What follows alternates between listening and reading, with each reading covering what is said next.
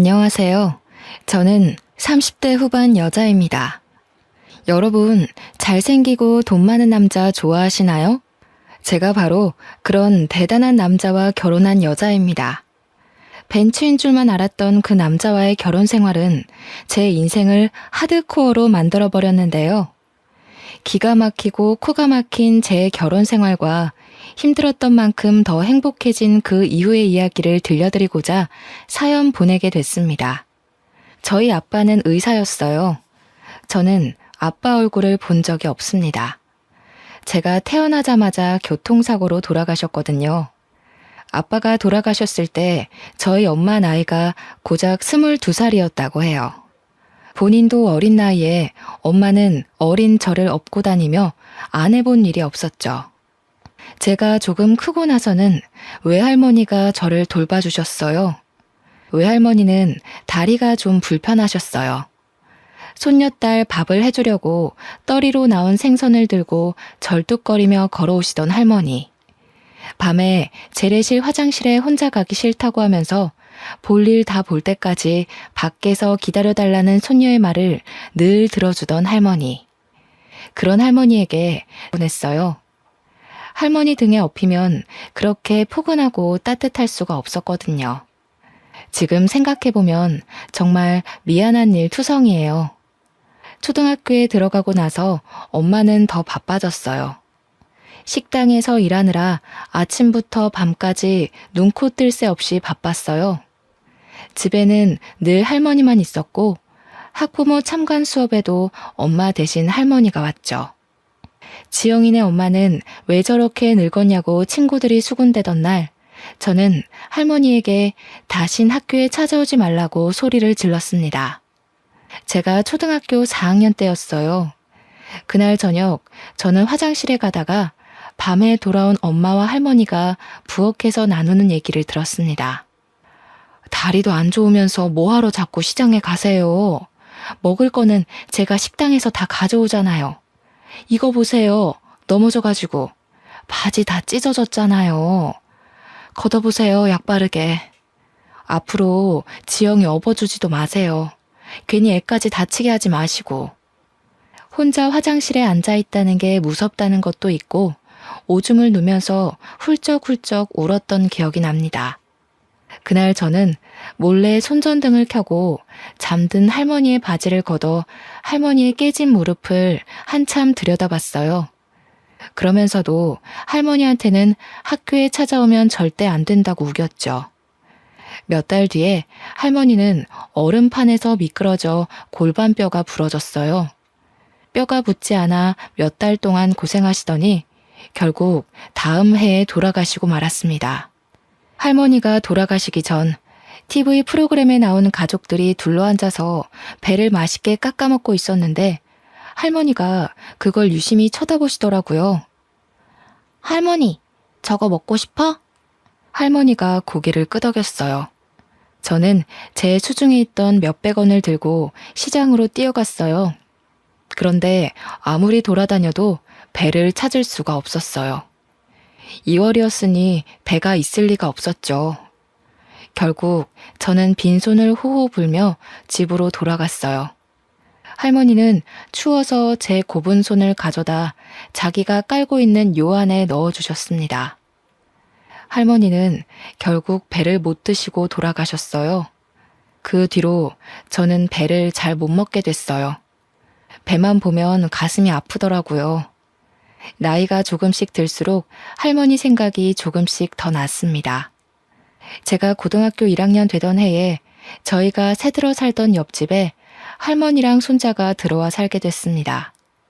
옆집 할머니는 혼자서 손자를 키우고 계셨어요. 엄마 말로는 그 할머니 아들, 그러니까 그 집 남자애네 아빠도 의사였다고 했어요. 옆집 할머니 손자는 9살이었는데 말수도 적고 낯을 많이 가렸어요. 할머니네랑 저희는 금방 가까워졌어요. 귀가 어두운 할머니 대신 제가 전화를 받아드리곤 했죠. 엄마는 식당에서 음식을 가져올 때 옆집 목까지 가져오시게 됐죠. 할머니가 어린 손자 키우느라 혼자 애쓰는 게 안쓰럽다면서요. 할머니는 폐지를 주워 번 돈으로 손자를 어렵게 키우고 계셨어요. 저도 시간이 날 때마다 할머니 손을 덜어드리려고 그 집 청소나 빨래도 해드렸어요. 제가 학교 다녀오면 저녁 지어서 가져다 주고 옆집 손자랑 저랑 나란히 앉아서 숙제를 할 때가 많았죠. 그 애가 숙제를 잘하고 있나 들여다보면 애가 되게 똑똑하다는 걸 알 수 있었어요. 특히 초등학교 2학년 산수는 걔한테는 너무 쉬워 보였어요. 저는 근처 한 책방에서 윗학년 참고서를 싸게 사다가 걔한테 가르쳐 봤습니다. 뭐든 금방금방 이해하는 아이더군요. 그렇게 그 아이와 자주 지내다 보니 할머니가 돌아가신 이후 처음으로 혼자가 아니라는 느낌을 받았던 것 같아요. 누군가에게 마음을 준다는 것, 챙겨줄 대상이 있다는 건 생각보다 훨씬 더 좋은 일이었습니다. 저희 엄마도 늘 그러셨거든요. 너보다 힘든 사람들에게 친절하게 대하고 따뜻한 마음을 가져야 한다고요. 그러면 좋은 일이 생길 거라고요. 한 번은 옆집 할머니가 목욕탕에서 미끄러져서 다리가 부러졌어요. 할머니가 제대로 움직이질 못하니 집안 살림이며 손자 밥 챙기는 것까지 제가 다 도와드렸습니다. 할머니가 제 손을 잡고는 말씀하셨어요. 아이고, 지영이는 어쩌면 그렇게 이쁘고 상냥하니? 지영이 같은 며느리들이면 내가 소원이 없겠어. 지영이도 공부 열심히 해서 아빠처럼 의사 되렴. 지영이 같이 착한 의사가 있으면 병이 그냥 싹 나을 것 같아. 그건 저희 외할머니가 늘 하시던 얘기였어요. 할머니도 당신 사위, 그러니까 저희 아빠가 얼마나 잘생기고 착했는지 얘기하시면서 저도 아빠처럼 남을 돕는 의사가 되라고 하셨었죠. 그렇게 가족처럼 지내길 1년이 흘렀는데 제가 고2 때 저희는 이모가 살고 있던 충청도로 이사를 가게 됐어요. 엄마가 이모랑 이모부가 하던 농장 일을 좀 도우며 지내기로 하셨거든요. 친구들이랑 헤어지는 것도 슬펐지만 무엇보다 옆집 할머니랑 손자랑 헤어지는 게 슬펐어요. 할머니, 제가 자주 놀러 올게요. 무리하지 마시고 건강하게 계셔야 해요. 수환이도 할머니 말씀 잘 듣고. 누나가 공부 도와주기로 했는데 미안해. 수환이는 진짜 훌륭한 사람이 될 수 있을 거야. 알았지? 제 말을 듣고 있던 그 애는 얼굴이 잔뜩 굳어져서 혼자 구석에 가만히 서 있더니 그만 대문 밖으로 뛰어나가 버렸어요. 그 뒤로는 다시는 할머니도 그 애도 만나지 못했습니다. 새 학교에서 적응하느라 바빴고 곧 고3이 되어서 정신이 없었거든요. 옆집 할머니랑 손자가 잘 지내는지 종종 생각이 났지만 얼마 뒤에 전화번호가 바뀌어 연락할 수 없게 됐어요. 나중에 찾아가 봤지만 이사 간 뒤였습니다. 그렇게 시간이 흘러 저는 대학에 가게 됐어요. 두 할머니는 제가 의사가 되길 바라셨지만 저는 사실 그렇게까지는 성적이 좋지는 못했어요. 의대는 못 갔지만 그래도 꽤 좋은 4년제 대학에 간호대를 갔어요. 열심히 공부해서 그 학교 대학병원에 취직도 했습니다. 간호사 일은 힘들었어요. 선배들 괴롭힘도 심했고 매번 환자가 돌아가시는 걸 봐야 하는 건 마음이 정말 힘들더군요. 그래도 아빠 생각도 나고 저는 남들 돌보는 일에 보람을 느끼며 일하고 있었습니다. 그리고 거기서 알게 된 남자가 저에게 구애를 하기 시작했습니다. 30대 중반의 성형외과 전문의였는데 시원시원한 이목구비에 키도 크고 비싼 스포츠카를 몰고 다니는 남자였죠. 한마디로 번지르르한 남자였습니다. 집이 엄청 잘 산다는 소문이 자자했어요.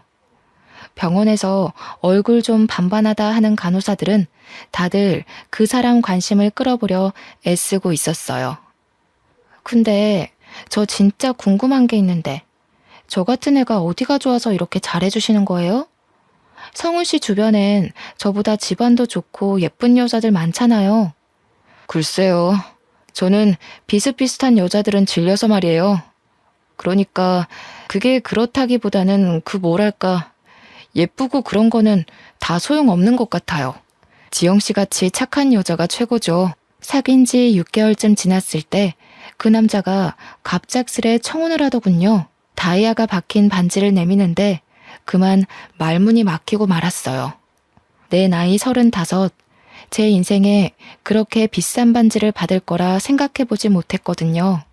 제 결혼은 처음부터 삐걱거렸어요.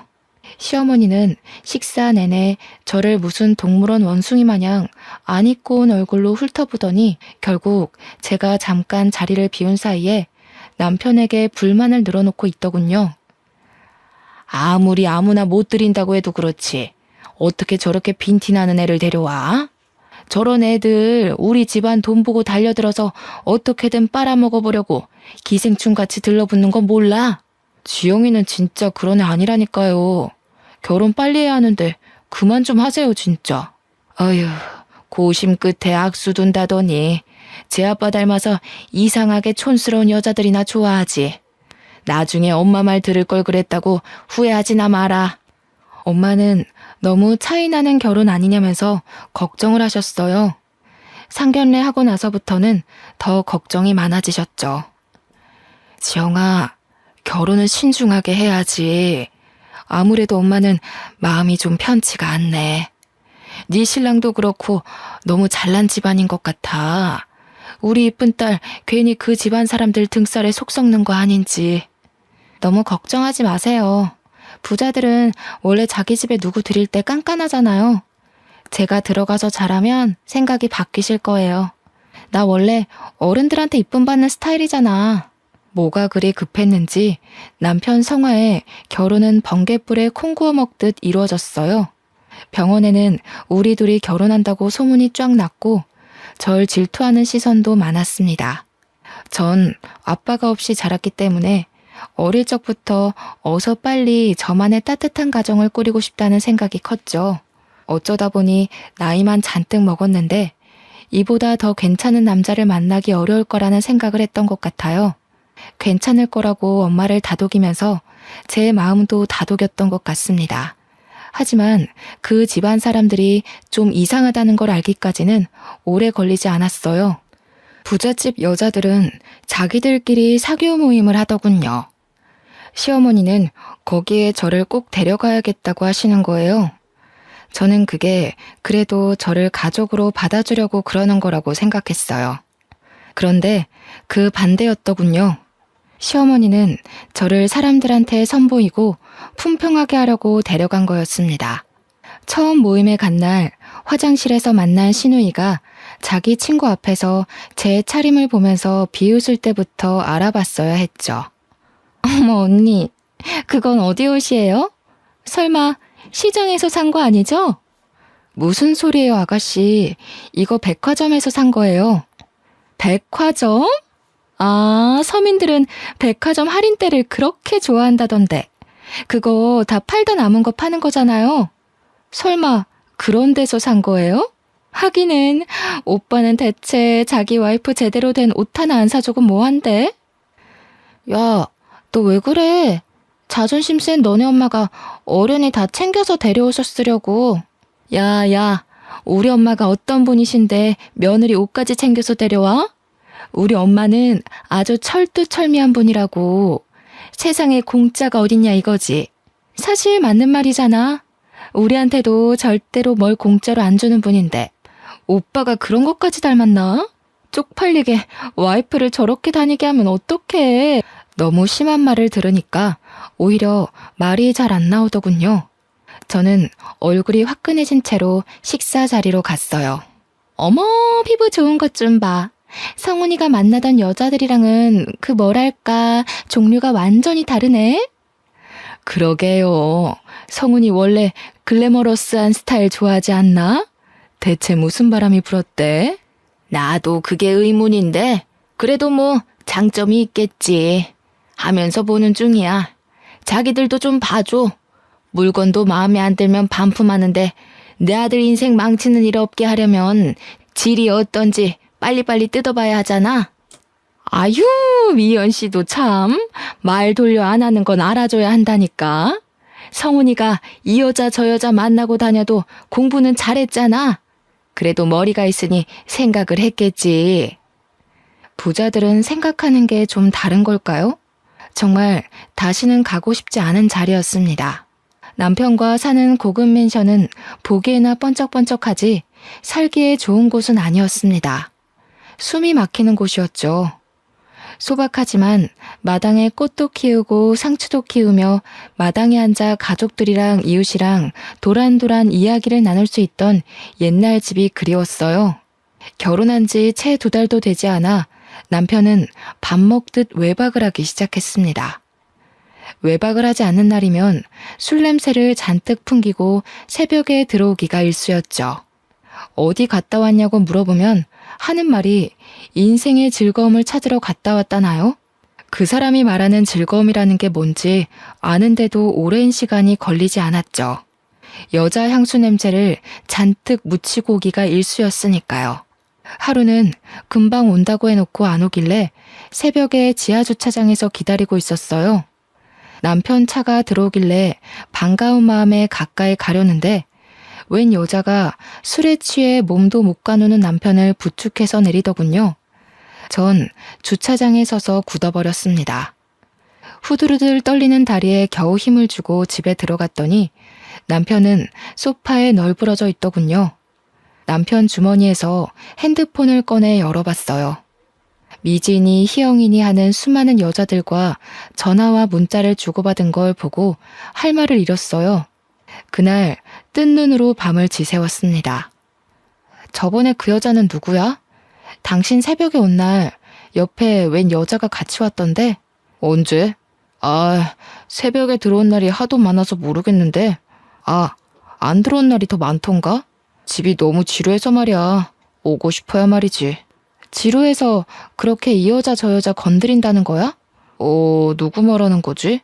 왜? 안 돼? 그러니까 당신이 좀 안 지루하지 그랬어.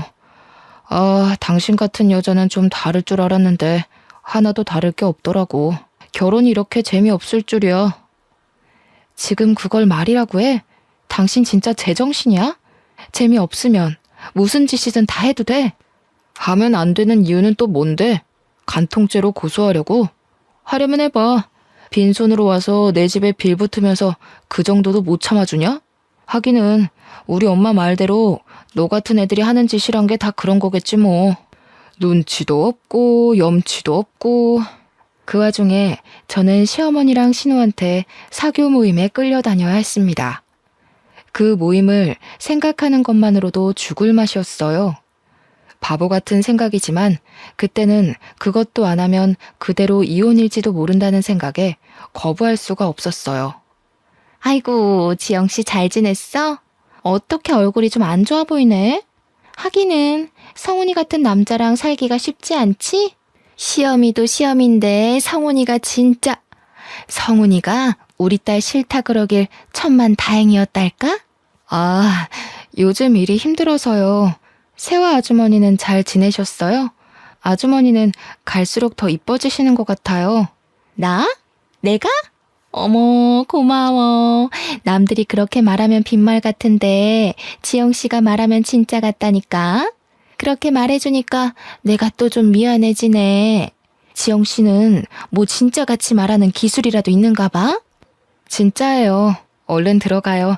다들 기다리고 있겠어요. 왜 이제 오니? 아이고, 저 꼬락서니 옷 못 입는 건 여전하구먼. 우리 집안 이제 백화점이랑 장학재단도 운영해야 하는데 저런 애가 성훈이 옆에 있어야 한다니 앞날이 아주 그냥 캄캄하네. 진짜야? 그거 다 성훈이네한테 물려주는 거 맞아? 결혼도 했는데 여태까지 안 물려주는 거 보면 뭐 다른 수가 있는 거 아니었어? 이 여편 애들이 알지도 못하면서 그 촌스러운 노인네가 그 많은 재산 가지고 뭘 하겠어?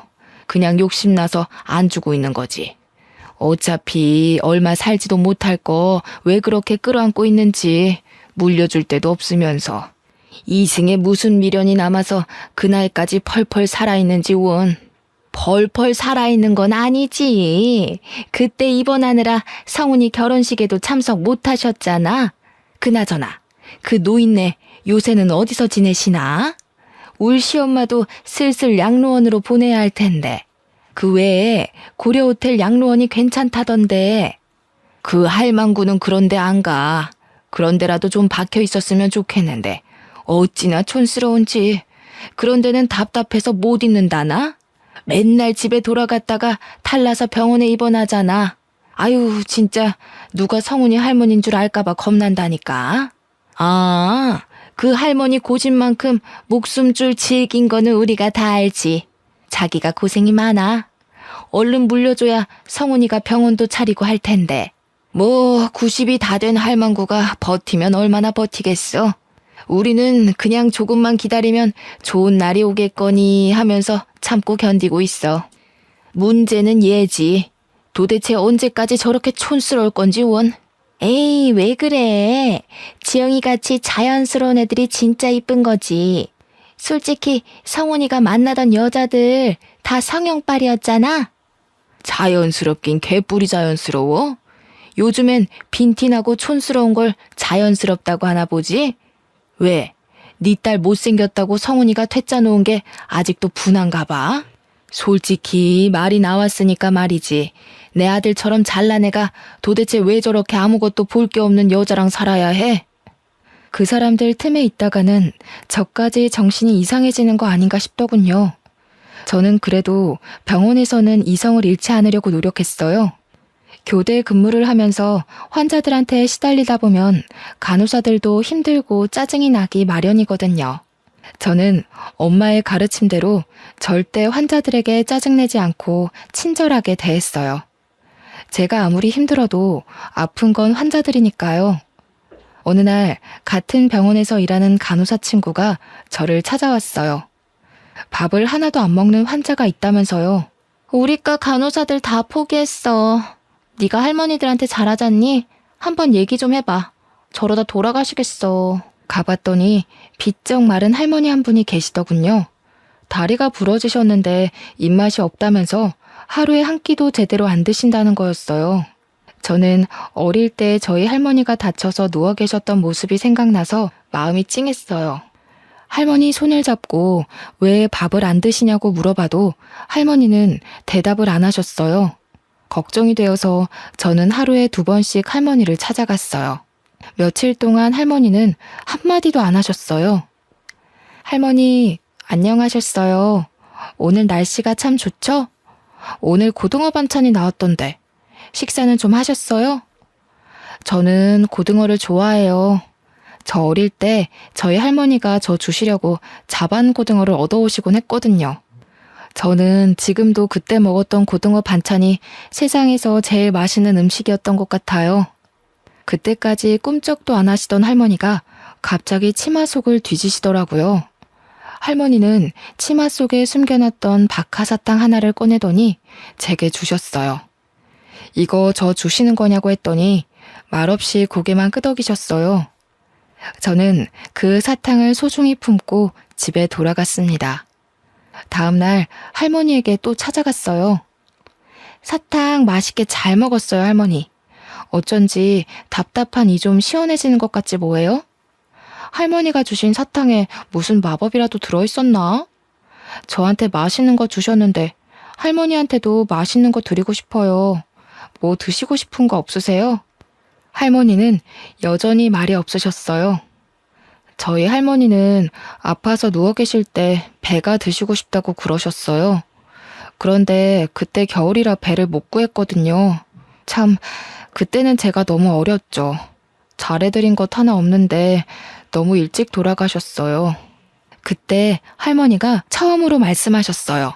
막걸리. 어? 막걸리요? 아, 술은 좀 그런데. 할머니, 막걸리 말고 다른 거 드시고 싶은 건 없으세요? 막걸리. 아이고, 알겠어요, 알겠어. 막걸리 가져다 드릴게요. 환자한테 술이라니 안 될 말이었지만 어차피 아무것도 안 드셔서 잘못되시느니 드시고 싶은 거라도 드시게 하는 게 나을 것 같았죠. 다음날 몰래 할머니한테 가서 막걸리를 종이컵에 따라드리려는데 처음 보는 의사가 나타났습니다. 지금 뭐 하시는 거예요? 왜 환자한테 술을 줍니까? 그게 저기 그러니까 죄송합니다. 전 그냥 할머니가 너무 드시고 싶다시길래 할머니, 막걸리는 안 된다고 했잖아요. 병원에서 술 드시면 안 되는 거 모르세요? 다른 걸 드시라니까 진짜. 안 먹어. 안 먹는다니까. 막걸리 줘. 저렇게 드시고 싶다는데 딱 한 잔만 드리면 안 될까요? 안 되는 건 아는데 이거 드시면 입맛이 도실지도 모르잖아요. 식사 안 하시는 게 너무 신경이 쓰여서 그래요. 제발요. 진짜 안 되는데. 결국 저는 할머니에게 막걸리를 드렸어요. 정말 다행인 건 그날 할머니가 저녁 식사를 하셨다는 거였습니다. 저를 말리던 의사는 새파랗게 어린 인턴 의사였어요. 그 인턴도 할머니가 걱정이 돼서 자주 가보는 모양이더라고요. 남편의 바람기는 계속됐어요. 급기야 집에 여자들을 끌어들이기까지 했습니다. 정말이지 기가 막히고 코가 막혔습니다. 내가 아무리 무시를 당하고 살아도 그렇지 이렇게 대놓고 여자를 끌어들이다뇨. 저는 또 뜬 눈으로 밤을 지새워야 했어요. 아무리 이혼이 무서워도 더는 이렇게 숨막히게 살고 싶지 않았습니다. 저는 다음 날 병원에서 좀 떨어진 부동산에 찾아가 원룸을 하나 얻었어요. 당장 입을 것만 챙겨서 원룸에 들어갔습니다. 원룸에 누워 천정을 보고 있자니 제 신세가 처량해서 헛웃음이 나올 지경이더군요.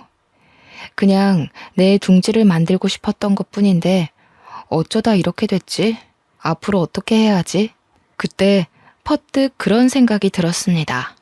제가 그런 남자랑 살고 있는 걸 할머니가 아시면 얼마나 슬퍼하실까 하는 생각 말이에요. 다음 날 아침 저는 집에 들어가 술에 취해 자고 있는 남편을 깨워 이혼하자고 말했어요. 결혼한 지 고작 6개월이 넘었을 뿐이었죠.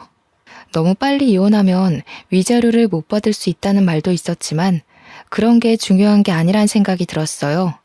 그런데 남편이 싫다는 거였습니다. 이유가 가관이었습니다. 좀 기다려봐. 뭐 이렇게 급해? 이혼하면 그 할망구가 재산 안 물려줄지도 모른단 말이야. 결혼하면 금방 줄 줄 알았는데. 콩고물이라도 받으려면 더 참고 견뎌야지. 안 그래? 세상에 공짜가 어딨어? 그날 저녁 근무가 끝나고 원룸에 들어가 사탕 할머니가 주신 박하사탕을 들고 바깥으로 나갔어요. 가슴이 답답해서 바람이라도 쐬려고요. 거기서 사탕 할머니 때문에 알게 된 인턴이를 만났습니다. 알고 보니 옆집에 그 인턴이가 살고 있었더라고요. 그 사람은 아무것도 묻지 않고 제 옆에서 별을 보고 있었습니다. 제가 결혼한 걸 알 텐데 왜 혼자 원룸에 사는 건지 물어보지 않는 게 참 고마웠어요. 이혼 자체보다 병원 사람들이 수군대고 남편이랑 어떻게 된 거냐고 물어볼 게 너무나 두려웠습니다. 다행히 사탕 할머니는 밥을 그 뒤로 곧잘 드셨어요. 할머니가 드시고 싶다는 게 있으면 저는 조금이라도 빨리 갖다 드리려고 노력했어요. 제 현실은 너무나 답답했지만 사탕 할머니한테만 가면 마음이 한결 편해졌어요. 할머니는 저에게 이것저것 물어보실 정도로 마음을 여셨습니다. 몇 살인지, 부모님은 살아계신지, 어린 시절은 어디서 보냈는지 그런 걸 조금씩 물어보시더군요. 본인 얘기도 해주셨어요. 남편을 일찍 여의고 혼자 아들을 키우느라 안 해본 일이 없으시다고요. 저희 집 얘기랑 비슷해서 할머니에게 더 정이 갔습니다. 나이 드셔서라도 좀 편하게 사시면 좋을 텐데 보니까 찾아오는 식구 하나 없는 게 좀 안쓰러웠죠. 인턴이도 그렇게 생각하는지 제가 누구 찾아온 사람 없냐고 물어보니까 없었다고 하면서 한숨을 쉬더군요. 어느 날 집 앞에 밤바람을 쐬러 갔다가 그 인턴이를 또 만났어요. 한참을 가만히 별을 보며 있다가 그의 이야기를 듣게 됐습니다.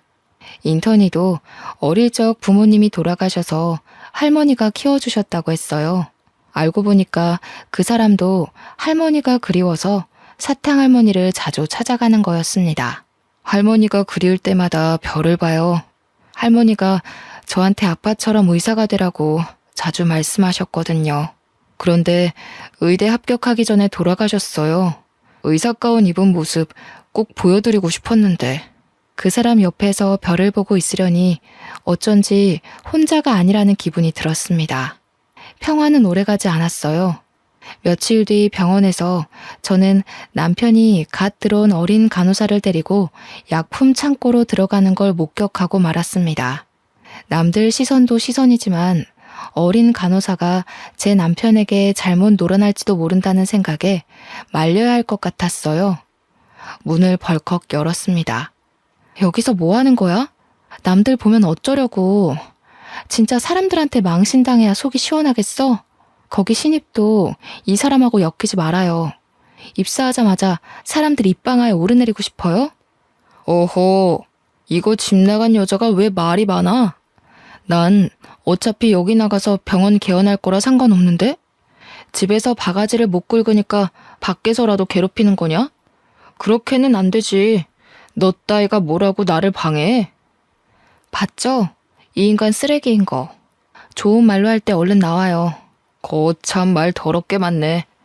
너는 그냥 입 다물고 내 대회용 와이프 노릇이나 하면 돼. 재미없어도 내가 데리고 살아준다잖아. 앞으로 백화점도 생기고 재단도 생길 텐데 뭔 불만이 그리 많아? 그냥 입만 다물고 있으면 된다니까. 저는 결국 약품 창고 문을 닫고 나왔습니다. 괜찮은 줄 알았는데 결국 눈물이 흐르더군요. 눈물을 훔치며 화장실 쪽으로 가는데 옆집 인턴이와 딱 마주쳤습니다. 왜 우냐고 얼굴에 물음표를 잔뜩 띄우고 물어보는데 전 별일 아니라면서 화장실 쪽으로 도망쳤어요. 그런데 그 사람이 남편이 들어가 있는 약품 창고 문을 벌컥 여는 게 아니겠어요? 아, 세준 씨, 거긴 안 돼요. 그냥 가던 길 가시라니까. 창피한 마음에 말려봤지만 그는 이미 모든 걸 목격한 후였죠. 그날 시어머니로부터 다음 모임에 참여하라는 호출이 왔습니다. 저는 시어머니를 만나 단판을 지으려고 일단 찾아갔어요. 남편이 지금까지 심하게 바람을 피웠고 지금 별거 중이며 병원에서까지 여자들을 건드리고 다닌다는 걸 알리며 이혼하겠다고 말했습니다. 그런데 이 집안 사람들은 저를 실망시키는 법이 없더군요. 시어머니는 뭐 그런 걸 가지고 소란을 피우냐는 얼굴이었습니다. 그게 다야? 뭐 별것도 아니구먼.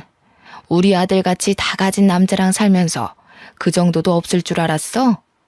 우리가 물려받을 재산이 얼만데 세상에 공짜가 어디 있니? 성훈이가 너랑 이혼한다고 안 하는 것만 해도 다행인 줄 알아. 그래요, 언니. 언니가 지금 이혼하면 언감생심 우리 오빠 같은 남자 만날 수 있을 것 같아? 아니, 나이가 그렇게 많은데 결혼이나 할 수 있을까 모르겠네.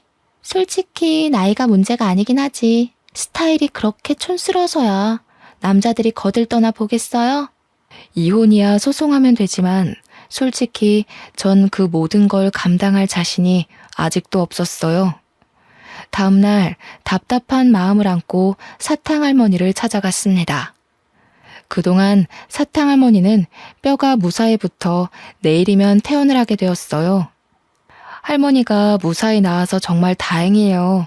그러니까 밥 잘 드셔야 한다고 했죠? 그래도 살도 좀 붙으시고 한결 좋아지셨어요. 할머니 퇴원 기념으로 제가 소원 하나 들어드리고 싶은데 혹시 바라는 거 있으세요?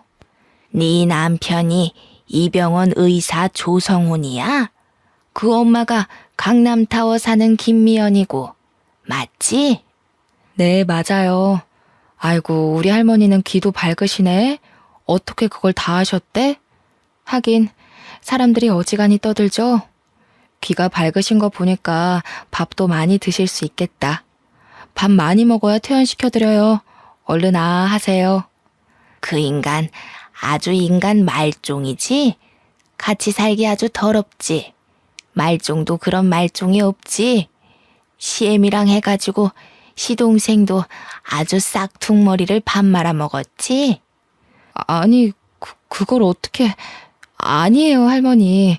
저희 남편이 얼마나 저를 아껴주는데요.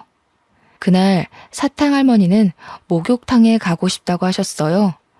동네 목욕탕에 가고 싶으시다고 그게 소원이라고 하셨습니다. 인턴의 세준 씨의 도움을 받아서 할머니를 모시고 가까운 목욕탕으로 갔어요. 저희 할머니를 씻어드리는 심정으로 구석구석 씻어드렸습니다. 오히려 제가 한을 푸는 느낌이었어요. 목욕을 하고 나와서 우유를 하나 사드렸더니 할머니는 저한테 너는 소원이 없냐고 물으셔요. 저는 돌아가신 할머니가 보고 싶다고 했습니다. 제 소원은 돌아가신 할머니에게 배를 사드리는 거였으니까요. 사실은 제가 지금 이혼을 해야 할 것 같거든요. 정말 좋은 가정을 꾸릴 수 있을 줄 알았는데 제가 겉모습만 보고 단단히 착각한 거였어요. 결혼한 남자를 고를 때는 저희 엄마 말대로 신중하게 생각을 했어야 했는데 제가 정말 바보였어요. 그러게, 너 같은 애가 어쩌다 그런 인간 말종이랑 결혼을 했어? 엄마가 말릴 때 들었어야 했는데 이제 와서 이혼한다 그러면 엄마가 얼마나 속상해 하실지. 저는 그렇다 쳐. 엄마가 속상해 하실 거 생각하면 시어머니가 그 집 사람들이 저를 투명인간 취급해도 참아야 하는 거 아닌가 하는 생각이 들어요. 참긴 뭘 참아. 네가 무슨 열부라고 그딴 것들을 참고 있어? 이혼 그거 별거 아니여. 내가 살아보니까 말이여. 세상에 별일이랄 거 하나도 없어. 그저 자기 사람들하고 재밌게 살면 되는 거요. 네가 엄마 때문에 그런 놈이랑 이혼 못한다는 거 알면 네 엄마가 퍽이나 좋아하겠다. 할머니가 핀잔 주듯 말씀하시긴 했지만 그렇게라도 털어놓으니 마음이 한결 홀가분하고 할머니 말씀이 맞는다는 생각이 들었어요. 다음날 사탕 할머니한테 가보니 이미 태어나신 후였어요. 그런데 간호사 하나가 저한테 김양순 할머니가 전해주라고 했다면서 봉투 하나를 건네더군요. 봉투 안에는 A4 용지에 인쇄된 편지가 한 장, 그리고 유언장이 들어있었습니다. 변호사가 할머니 대신 작성한 편지와 유언장의 내용인 즉슨 저한테 유산의 반을 물려주겠다는 거였습니다. 지영이 보거라. 나는 내 나이 20도 안 되어 애 아빠를 먼저 보내고 안 해본 일이 없이 살았다.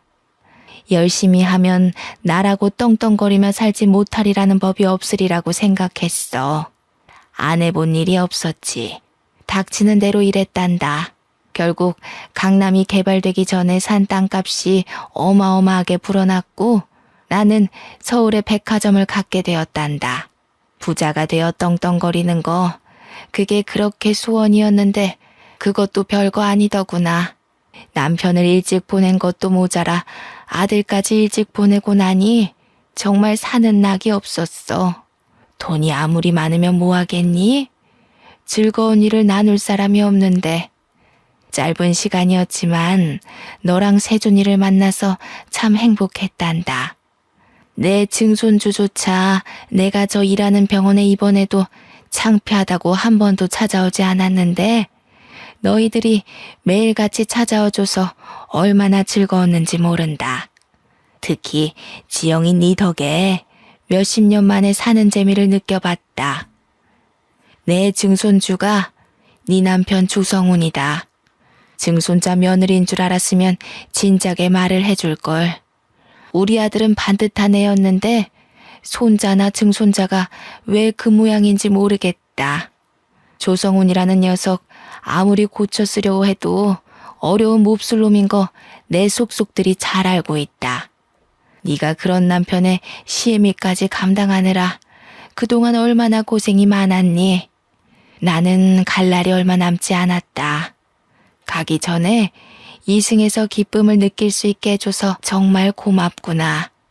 내 성희가 네가 당한 아픔에 조금이라도 위로가 되면 좋겠다. 유언장에 따르면 저뿐만 아니라 인턴의 세준 씨한테도 원룸 건물이 하나 주어졌습니다.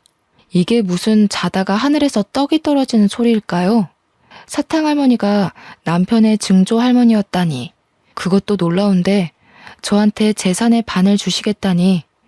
저희 엄마가 늘 남들한테 잘하면 자다가도 떡이 생긴다고 했는데 그게 이런 걸 말한 거였나 봅니다.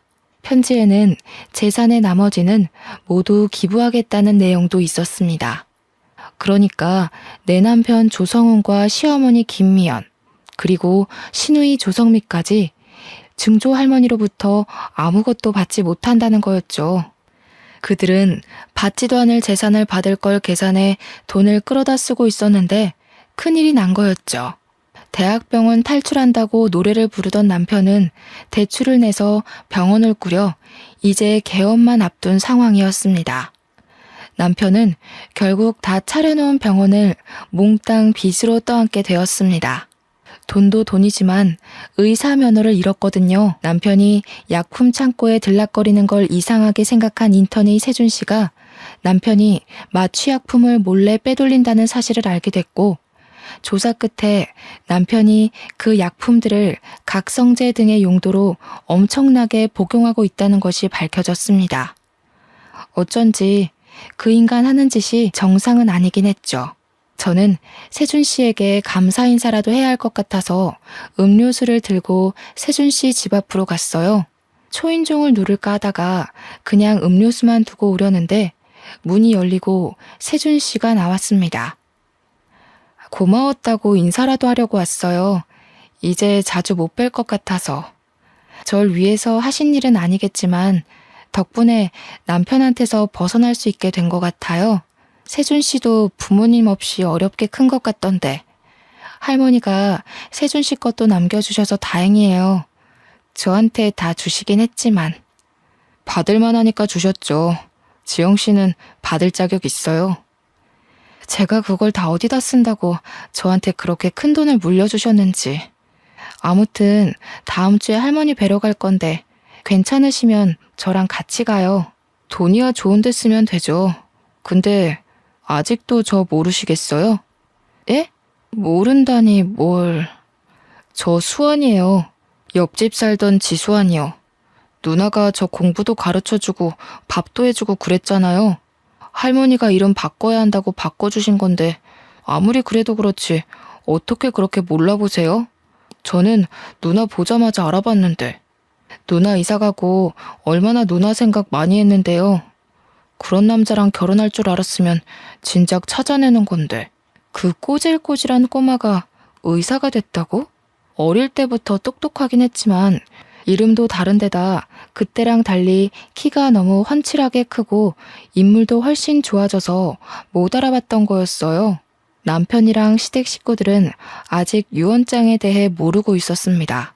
그 주에 저는 시어머니가 저를 짓밟기 위해 데리고 다녔던 그 사교 모임에 제 발로 나갔습니다.